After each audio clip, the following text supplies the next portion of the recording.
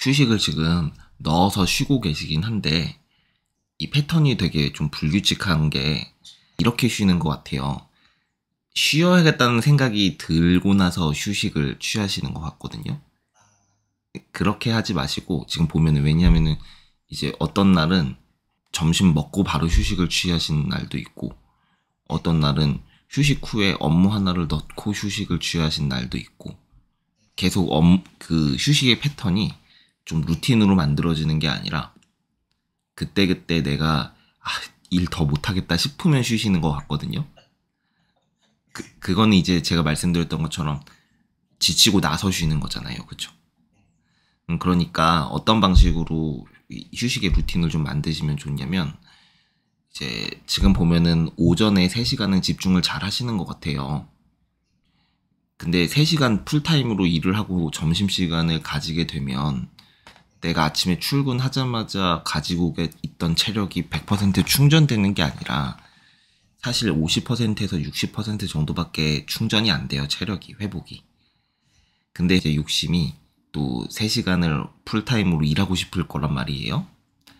그러니까 이제 일을 계속 잡고 있는 거죠. 지칠 때까지. 그쵸? 그러니까 어떤 방식으로 쉬시면 되냐면 우리가 3시간 일하고 1시간을 쉬는 거잖아요. 점심시간도 그래서 있는 거고 이 1시간이라는 휴식 시간을 나누면 되는 거예요. 그러니까 어차피 길게 일하고 멍 때리는 시간이 많아지는 거랑 제가 말씀드린 것처럼 자주 쉬는 거랑 사실 시간을 트래킹해보면 비슷해요. 멍 때리면서 없어진 시간이나 휴식하면서 없어진 시간이 비슷할 거란 말이에요. 그러니까 휴식을 타임블럭을 만들어서 쉬시면 되는데 이거는 선택을 해보세요. 어떤 게 나한테 맞는지를 잘 생각해 보시면 돼요. 점심시간 이후부터는요 1시간이라고 20분씩 쉬시던가요. 이렇게 쉬어도 어차피 3시간에 1시간 쉬는 거잖아요. 그러니까 1시간에 20분 단위로 쉬거나 30분에 10분 단위로 쉬세요. 그냥 여기서 핵심은요 내가 30분 일하거나 1시간 일하다 보면 업무에 몰입이 잘 돼서 내가 일을 더 하게 될 수도 있잖아요. 그래도 끊으셔야 돼요. 내가 집중이 잘 된다고 몰입을 더 강하게 하면 또 체력이 방전될 때까지 일하게 되는 거잖아요. 그래서 저 같은 경우에는 30분 타이머를 재고 일하거나 1시간 타이머를 재고 꼭 일해요. 그리고 중간에 딱 멈추고. 예를 들면 추리소설 같은 거를 읽는다고 쳐볼게요. 처음에는 앞단에 막 환경 같은 것에 대해서 설명을 하다가 나중에 막 살인사건이 일어나고 막 범인을 찾고 나중에 범인이 누군지 밝혀지잖아요. 그쵸? 우리가 책을 읽다 보면 추리소설을 읽다 보면 처음에는 도입부는 엄청 지루해요. 무슨 일이 일어나는지도 모르고 인물의 관계 같은 것들만 나오잖아요. 그러니까 내가 이걸 계속 이제 시간을 들여서 읽는다고 하더라도 페이지 수가 엄청 적게 읽게 되겠죠. 같은 시간이지만 본격적으로 도입부가 아니라 이 살인사건 같은 게 일어나면 그때부터는 막 탄력이 붙어서 페이지 수가 이제 늘어나기 시작해요.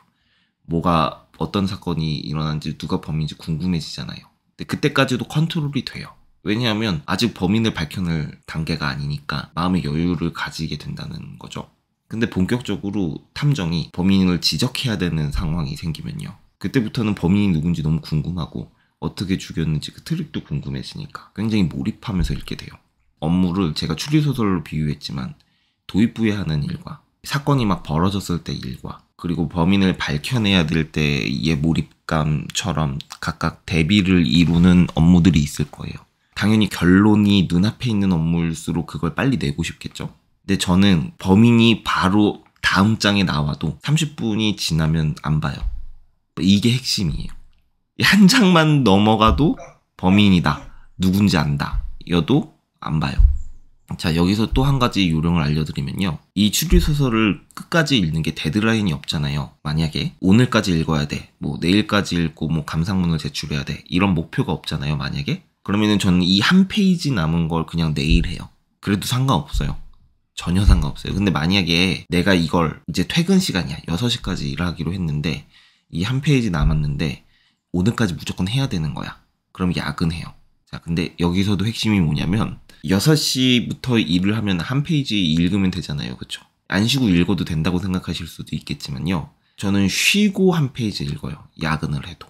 이게 핵심인데 아니 그러면 그게 더 비효율적인 거 아니야? 라고 생각할 수도 있잖아요. 그냥 한 페이지 읽고 퇴근하고 이제 집에 가서 쉬거나 하면 되겠지 라고 생각하실 수 있잖아요. 그쵸? 근데 이제 대표님이시니까 자기 하루 일과를 루틴하게 이렇게 생각하실 수가 있어야 돼요. 출근 시간하고 퇴근 시간 프레임에서 빨리 벗어나셔야 되거든요. 이게 어차피 내가 잠들기 전까지 전부 다 4시간이잖아요. 그쵸? 근데 내가 아무리 시간이 많아도 체력이 방전되면 퇴근하고 나서도 뭘 못해요. 어차피. 그러니까 내가 출근 시간 이후에 하는 일을 야근이라고 생각하시면 안 돼요. 어차피 그날 해야 되는 일이고, 그러니까 내가 체력을 얼마나 잠들기 전까지 잘 보존하는지가 중요한 거거든요.